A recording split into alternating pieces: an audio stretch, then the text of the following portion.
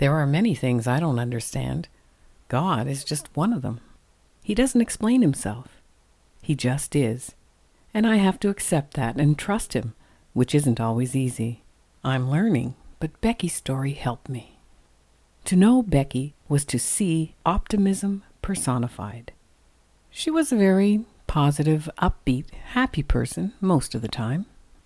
Her and my daughter grew up together, attended the same church, and graduated the same year.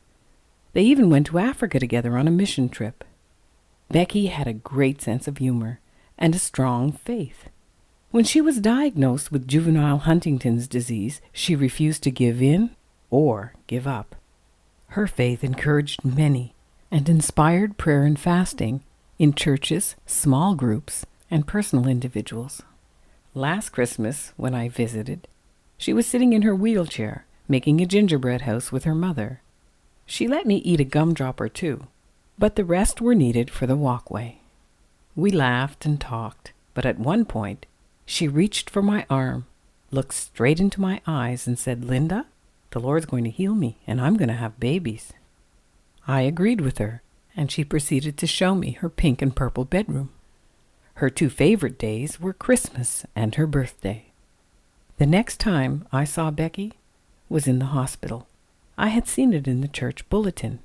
She had many visitors. My daughter was one of them. Becky wanted a pink boa. That's one of those feathered scarves that you wrap around your neck like a movie star. She made the comment that some of the orderlies that lifted her from her wheelchair to her bed were very attractive. The next time I visited, Becky's pink boa was tied to the chair just in case. While feeding her chocolate ice cream one afternoon, our eyes met, and she repeated, "Linda, the Lord's going to heal me, and I'm going to have babies." I smiled and agreed. I continued to pray for Becky along with countless others. Time passed, but the last time I saw Becky, she was in palliative care. The prognosis was not good. Yet, she believed and refused to talk about her death. It was that night, driving home, with tears falling from my eyes like raindrops, I pulled over to the side of the road and questioned God. My prayer went something like this: "Father, I don't understand. Why haven't you healed Becky Cooper? Nothing on the face of this earth would glorify you more than for the world to see Becky whole and healed. I know we must accept things and that you are sovereign, but I have never met anyone, Lord, with such unwavering faith, and I'm asking why." It was then I heard God speak to my heart and say, "First of all, Linda, I don't need to be glorified. I am glory." Then he said, "Is your everyday world so great that you would deny my Becky paradise? Trust me, Linda, whether you see Becky healed here or I bring her home with me to do it, Becky will be healed and have babies. Do you think there are no babies here? Think of the abortions that take place every day. The stillborn are with me too. Why, even Jared was only 3 when he came home to be with me. Would you deny my Becky a place of no suffering, a new body, and no more tears? Trust me, Linda, Becky will be healed and have her babies."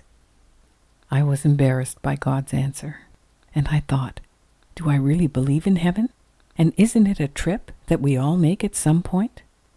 Today, when I think of Becky, I see her whole, healed, and surrounded with babies, enjoying the Christmas story in a way we can only imagine.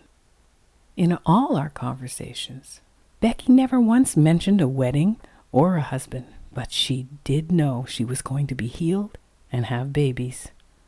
She was thankful for the people who paid her a visit and for the carolers who sang for her when she couldn't get out. At her funeral, her last request was for each person to visit a shut-in. Maybe we could all do that for Becky, who fought the good fight and won. Linda Lewis here, reminding you, Christians never say goodbye, only till we meet again.